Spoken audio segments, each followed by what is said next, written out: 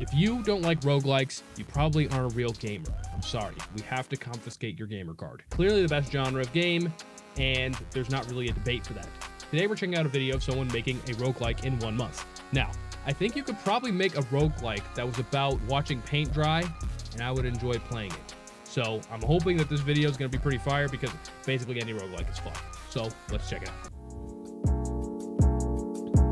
Roguelikes are a pretty popular game's fire. genre of game, so I'm going to challenge myself to try and make one in a month, or at least see how far I can get. Now, my experience with roguelikes and roguelites is somewhat non-existent outside of a few hours of Enter the Gungeon and Returnal, which...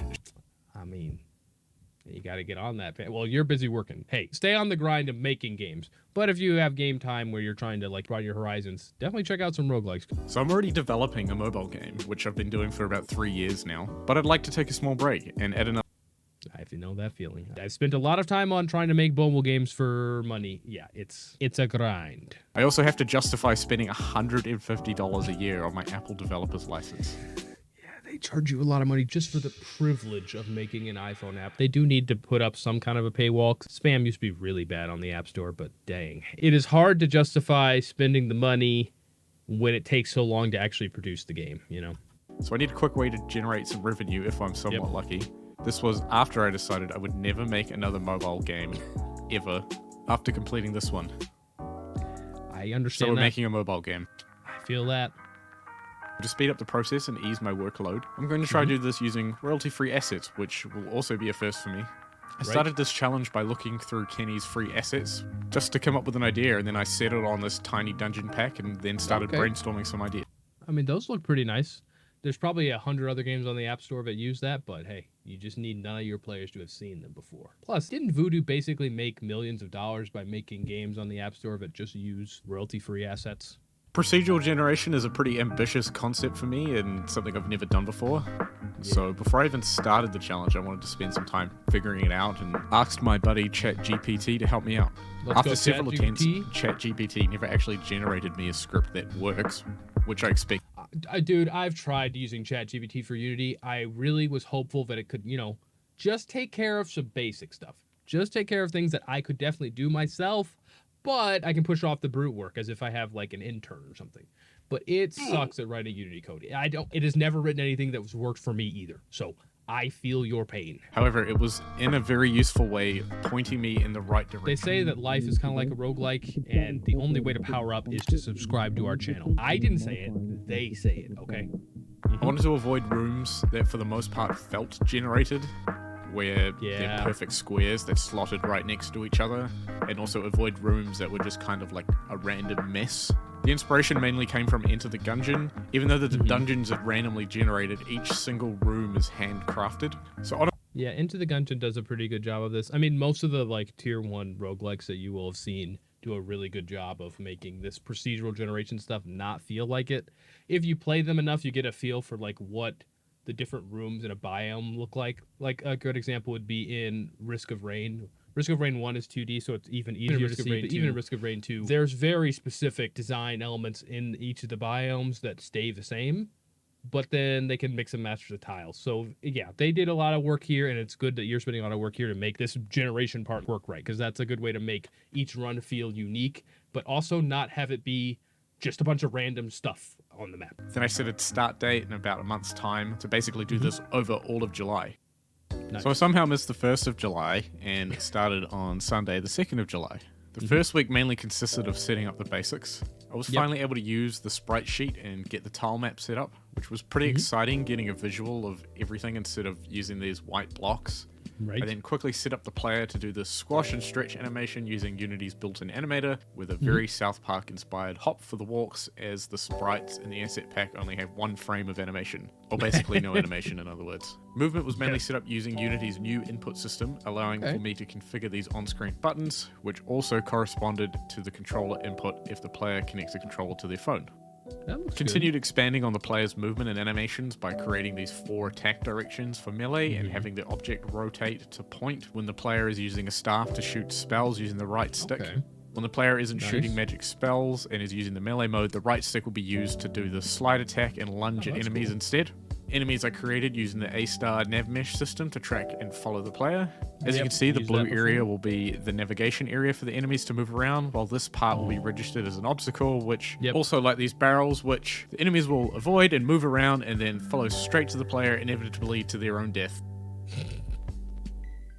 Yeah, pretty straightforward. The second week of development That's a was the video more game. exciting week, as I was lucky enough to be off work for a full week, because I Oh, work nice. full-time normally and have been doing this mainly in my spare time after work. I was able to spend most of the week fully working on the game. In the first 2 days, I then proceeded to develop what I had already started in the previous week, but a little bit more deeper. Instead of objects just being destroyed, I set up the foundation for combat, Okay, stats that's for looking health, good. defense, and other stats for the player and enemies, followed by particles, knockback, and spell shooting systems for the player. I like it. Next was creating covers for the entrances of each rooms that aren't in use. As you can see here, each room has 4 doors, but when a corridor isn't connected, we want to be able to hide it, so I created these little time maps that sit on top of the existing ones with some colliders. Okay, that makes Now, sense. surprisingly, this took me a while to get the functionality of it going, as I had to try Yeah, because you have to find some way to cut off the actual. Because he shows earlier with the blue stuff that all this is walkable. He has to have some way to turn off this part from being walkable, or else your enemies are in the player are just going to be walking into a non-existent corridor over here. rooms that aren't in use. As you can see here, each room has 4 doors, but when a corridor isn't connected, we want to be able to hide it, so I created these little time maps that sit on top of the existing ones with some colliders. Now, surprisingly, this took me a while to get the functionality of it going, as I had to try figure out the workings with my existing dungeon generator, which I should have accounted for, but really didn't. But after several hours of trying, analyzing, and careful surgeon-like precision, I managed to squeeze it in like a glove. Now, with that done, I was able to make it so that the corridors would also draw the correct tiles and create their own box colliders, and then stitch it together for a complete dungeon with only one room variation so far. But moving forward, I was able to make the barrels breakable so they drop items that the player can pick up, including Now, they should probably be despawning, but that's fine as it is. coins, a special resource called dust, and items to refuel the player's health, magic, and energy. Since I started with these pickups, I need to create some sort of UI around them. So when the player takes damage, their health drops. When magic is used up while using a staff to shoot spells, the magic bar is used up, and energy is used up when the player uses their slide attack with the sword. Since the Man, sorry. I just keep getting. There's so many little things. I'm like, man, you could do this and improve this, improve this. Like the text is so small that on a phone you're not going to see it. You could blow that up. And you could also just make these things despawn. Maybe adjust some of these button schemes. But as it's going along, this is working pretty well. It's looking like a video game, which is a big plus. But it's also looking like a roguelike that might just be fun to play. I feel like the bar you have to clear on roguelike is pretty low because the gameplay is mostly just about like, is it hard enough? Can you do different things every time? So as long as he can add some power-up variation, he's already like 80% of the way to a roguelike that just works. The asset pack has no UI. I had to create one centered around what colors were already in the asset pack itself. I then spent the rest of the week and weekend designing different rooms for generation and then also creating the end room goal, which at this point when the player walks into, will just restart them to the back of the dungeon again. Oh, okay. So the third week was a write-off. I was actually really busy every single evening after getting back to the old 9-to-5 grind. And when I eventually could work on the game again that week, I got sick right all the way up till the end of the next Monday. Getting right back on track, I started with a new enemy type. To introduce the more bullet hell style action, I started with this wizard enemy that will fire spells at you in the same vein as that the player can do. When they're about to fire, they will point their little staff at the player and shoot based on some adjustable variables, like how often between each shot and how many they can shoot at one time. Then when they are cooling down, they will reset their staff to the default position so you know that they're open for an attack.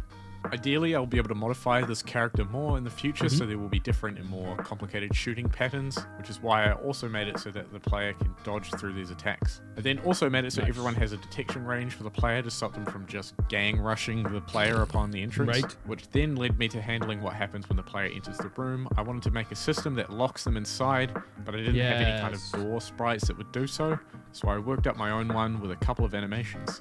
This actually gave me a really good opportunity to try out a Unity package I've had my eye on for a really long time called the A-Sprite Importer.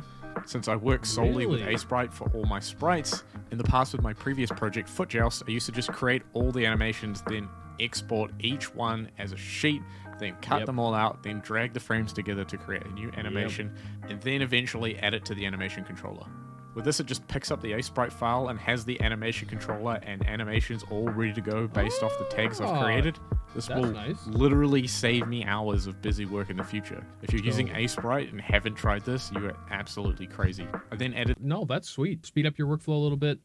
And the doors closing actually makes it work a lot better, because then you can't just like kite the enemies and chase them around, like run away from them across the whole map. It's like, no, stand, fight the enemies, play the game. Yeah, it works pretty well. Did these doors to the room, set them to appear when the entranceway covers disappeared, and then made them lock when the player enters the room. Once the player has defeated all the enemies in the room, the door will unlock again.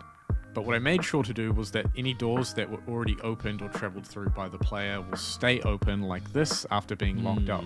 And any ones that haven't been opened looked like this, so at a glance the player can navigate through rooms they've never been to before. On development of making the dungeon more navigable without getting lost, I also had to start out on making this little mini-map system. Something I've never done before. It took some time to figure out, but I basically just set up a second camera that follows the player around, but I set it to only see certain layers.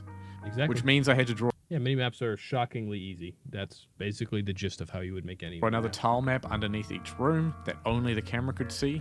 I did the same for the gates and then got the images to change color based on the status of being opened, locked, or unlocked. For now, I just left it there, and now I have a general idea of what to do before completing and expanding it. I then felt that the sprites from the asset pack were starting to get limited, and I wanted to create something more decorative and some more variation to each room. So I just drew up all these different sprites and then spread them around the room.